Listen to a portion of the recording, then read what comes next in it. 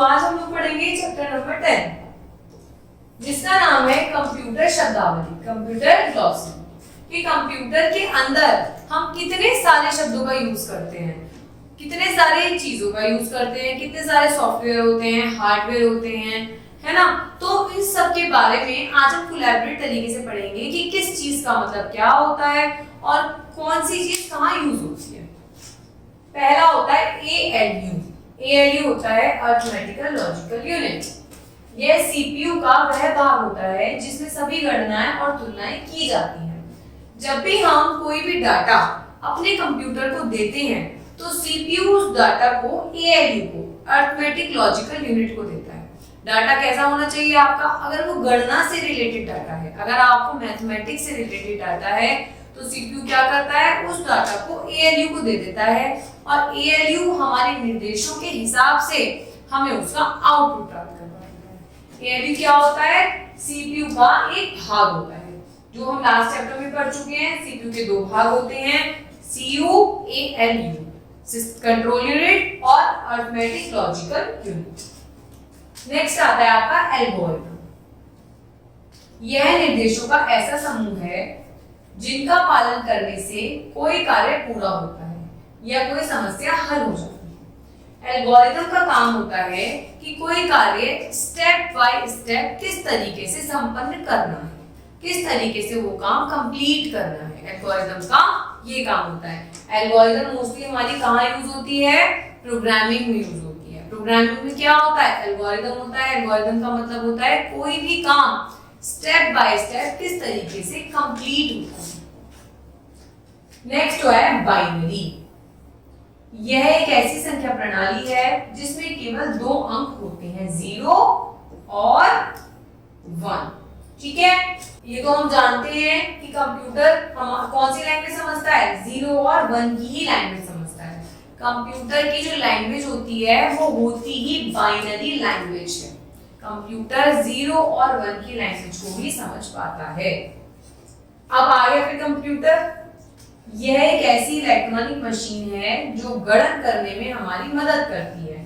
सिर्फ गणन करने में नहीं, हमारे बहुत सारे कामों को ये आसान बनाती है, कामों को तेजी से स्पष्टताई से करके देती है, सही ढंग से करके देती है और बिल्कुल सटीक काम करके हमें देती है।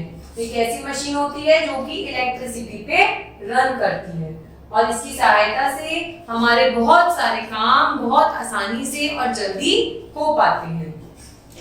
CPU सेंट्रल प्रोसेसिंग यूनिट, यह किसी कंप्यूटर का मुख्य भाग होता है जिसमें सारी प्रोसेसिंग की जाती है। मतलब CPU को कंप्यूटर का दिमाग कहा जाता है, कंप्यूटर का ब्रेन कहा जाता है CPU को, क्योंकि अगर CPU नहीं होगा कंप्यूटर के अंदर तो कंप्यूटर हमें कोई भी कार्य तीव्र गति से कर नहीं दे सकता। CPU कंप्यूटर में इनपुट डिवाइसेस के द्वारा हम जो भी डाटा डालते हैं उस पर CPU ही प्रोसेसिंग करके हमें सही रिजल्ट प्रदान करता है। तो इस तरीके से कंप्यूटर का बहुत ही इंपॉर्टेंट पार्ट CPU होता है, जिसकी फुल फॉर्म होती है सेंट्रल प्रोसेसिंग यूनिट।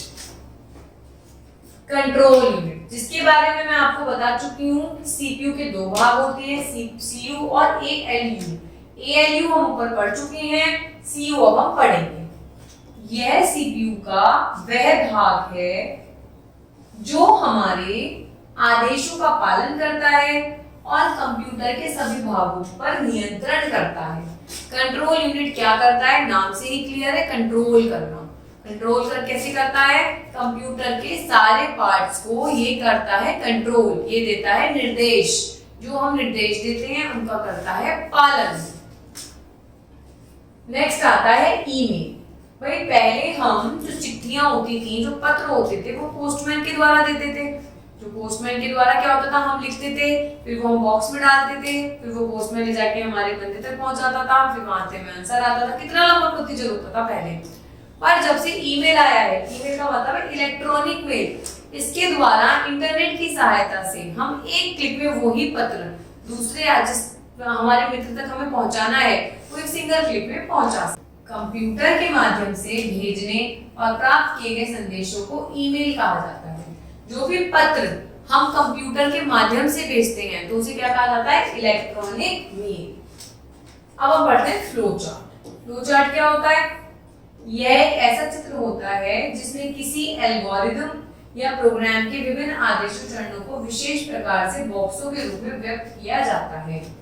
एक तरीके से हमने कोई भी अगर काम किया है, सूचना बनाई है, प्रोग्राम बनाया है, एल्गोरिथम बनाया है, तो वो एक चित्र के माध्यम से हमें पूरा प्रॉपर दिख जाता है। हार्डवेयर, कंप्यूटर के सभी भौतिक भागों को हार्डवेयर कहते हैं। कंप्यूटर के ऐसे भाग जिन्हें हम छू सकते हैं, जिन्हें हम महसूस कर सकते हैं, उन्हें हम कहते हैं हार्डवेयर। और जिन भागों को हम नहीं छू सकते, सिर्फ देख सकते हैं, उन्हें कहते हैं हम सॉफ्टवेयर। इंटरनेट आप लोगों को बताने की जरूरत नहीं है, सब लोग जानते हैं, पर फिर भी हम पढ़ते हैं। यह संसार भर में फैला हुआ कंप्यूटर का एक नेटवर्क है जिससे लाखों करोड़ों अरबों लोग जुड़े हुए हैं, जिसके माध्यम से हमारे कंप्यूटर जुड़े हुए हैं, जिसके माध्यम से हम क्या करते हैं? अनेक प्रकार की सूचनाओं को प्राप्त कर पाते हैं, जिसमें कंप्यूटर एक दूसरे के साथ सूचनाओं का आदान प्रदान करता है। आपको कोई भी सूचना किसी और तक पहुंचानी है तो सबसे अच्छा माध्यम है इंटरनेट। इंटरनेट के माध्यम से ही तो हम ईमेल का यूज कर पा रहे हैं। नेक्स्ट है लोगो। यह एक ऐसी प्रोग्रामिंग भाषा है जिससे स्क्रीन पर चित्र बनाए जाते हैं, जो कि आपने पिछले अपनी क्लास में भी पढ़ा होगा कि इसके माध्यम से लोगो एक ऐसी प्रोग्रामिंग लैंग्वेज होती है कि हम इसे कमांड देते हैं और ये अनेक प्रकार के हमारी कमांड के हिसाब से हमें चित्र बनाकर देती है। नेक्स्ट है मेमोरी। यह कंप्यूटर के सीपीयू का वह भाग है जिसमें सभी प्रकार का डाटा स्टोर किया जाता है। हम जितना भी डाटा कंप्यूटर को देते हैं तो वो क्या करता है? सीपीयू उसे मेमोरी में सेव करता है। जैसे कि हमारे पास दिमाग होता है, हमारे पास स्मृति होती है, हमारे पास मेमोरी होती है, कंप्यूटर के पास भी मेमोरी होती है। हमने जो भी डाटा अपने कंप्यूटर को दिया है, मेमोरी सीपीयू का काम होता है उसे एक ऐसी मेमोरी में सेव कर देना ताकि हमें भविष्य में अगर उसकी जरूरत भी पड़े तो हम तुरंत देख पाए। मॉनिटर, यह टेलीविजन जैसा एक उपकरण है जिस पर कंप्यूटर से प्राप्त होने वाला आउटपुट दिखाई देता है। मॉनिटर बिल्कुल हमारे टीवी के जैसा दिखता है। हम कंप्यूटर पे जो भी कीबोर्ड के द्वारा लिखते हैं वो हमें मॉनिटर पर दिखाई देता है। हमें कंप्यूटर कोई भी रिजल्ट देता है वो हमें मॉनिटर पर दिखाई देता है।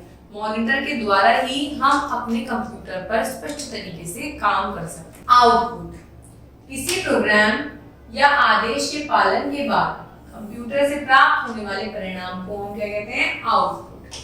जो भी हमने कंप्यूटर को टास्क दिया है, जैसे कि हमने इनपुट कीबोर्ड से करा, मॉनिटर पे हमें दिखा, सीपीयू ने उसमें प्रोसेसिंग करी, तो जो रिजल्ट हमें मिलता है तो उसको हम क्या कहते हैं? आउटपुट। नॉर्मल भाषा में कहेंगे आपने यूटी के एग्जाम दिए, आपके मार्क्स आ गए, जो आपके रिजल्ट आया आपके हाथ में उसे आप कहोगे आउटपुट। ऐसे ही कंप्यूटर के अंदर होता है, जो डाटा हम कंप्यूटर को देते हैं और कंप्यूटर उसे काम करके हमारे हिसाब से हमें देता है तो उसे हम कहते हैं आउटपुट।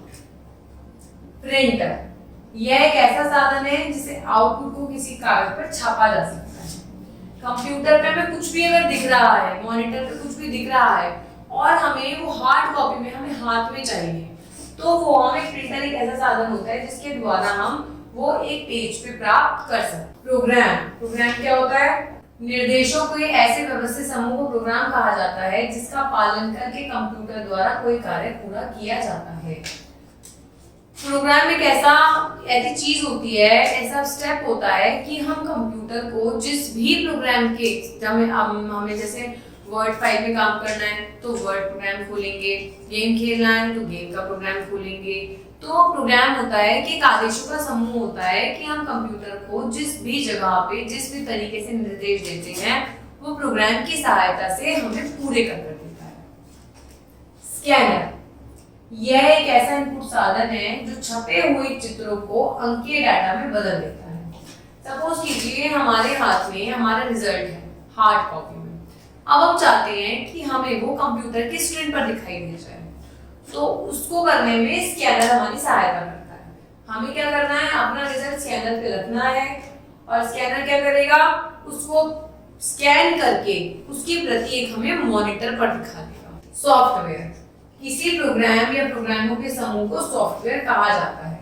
भाई कंप्यूटर दो ही चीजों पे चलता है, हार्डवेयर और सॉफ्टवेयर। हार्डवेयर के बिना सॉफ्टवेयर अधूरा है और सॉफ्टवेयर के बिना हार्डवेयर अधूरा है। तो सॉफ्टवेयर क्या होता है? बहुत सारे प्रोग्रामों का समूह होता है। यूपीएस, यह एक ऐसी मशीन है जो कंप्यूटर को लगातार बिजली देने के लिए लगाई जाती है। ये एक तरीके से कंप्यूटर का मिनी इन्वर्टर भी कह सकते हैं। जैसे आपके घर में जब लाइट चली जाती है तो लाइट तब भी आती रहती है, तो किसकी सहायता से आती है? इन्वर्टर की सहायता से आती है। ऐसे ही कंप्यूटर के अंदर यूपीएस एक छोटी सी बैटरी के रूप में होता है कि लाइट अगर चली जाती है तो हमारा कंप्यूटर एकदम बंद नहीं होता, क्योंकि कंप्यूटर अगर हम एकदम बंद कर देते हैं तो हमारा कंप्यूटर को हार्म होता है, हानि होती है। तो इसलिए हम कंप्यूटर में यूपीएस लगाते हैं कि हमें इतना समय मिल जाए कि हम कंप्यूटर को सही तरीके से बंद कर पाए। वीडीयू, मॉनिटर को वीडियो भी कहा जाता है। अभी हमने ऊपर पढ़ा था ना, वीडियो की फुल फॉर्म होती है विजुअल डिस्प्ले यूनिट, मतलब जिसके द्वारा हम अपनी चीजों को विजुअलिटी से डिस्प्ले में देख सकते हैं। वायरस, जिसके बारे में हम पढ़कर आए हैं, यह छोटे छोटे प्रोग्राम होते हैं जो कंप्यूटर में भरी हुई सूचनाओं को नष्ट कर देते हैं।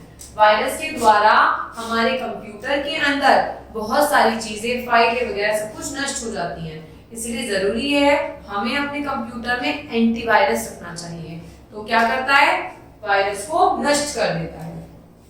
विंडोज, यह एक ऐसा ऑपरेटिंग सिस्टम है जिसमें प्रत्येक प्रोग्राम के लिए एक अलग बॉक्स या विंडो होती है।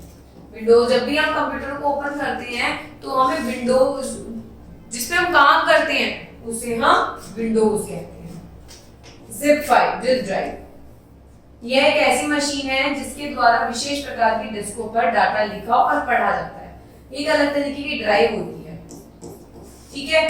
जब हमें ऐसा भी यूज कर सकते हैं, कह सकते हैं जब हमें बहुत सारी फाइल एक ही फोल्डर में चेंज करनी होती है तो हम उसकी जिप फाइल बना देते हैं। एक अलग रीडर और एक अलग राइटर होता है। ये जिप ड्राइव का काम होता है कि उन फाइल्स को रीड करना, उन फाइल्स को पढ़ना और लिखना।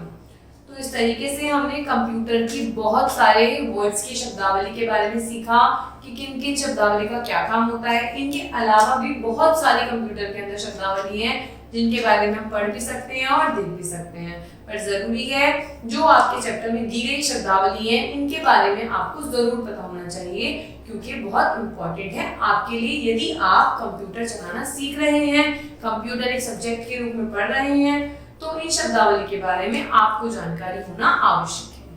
Thank you.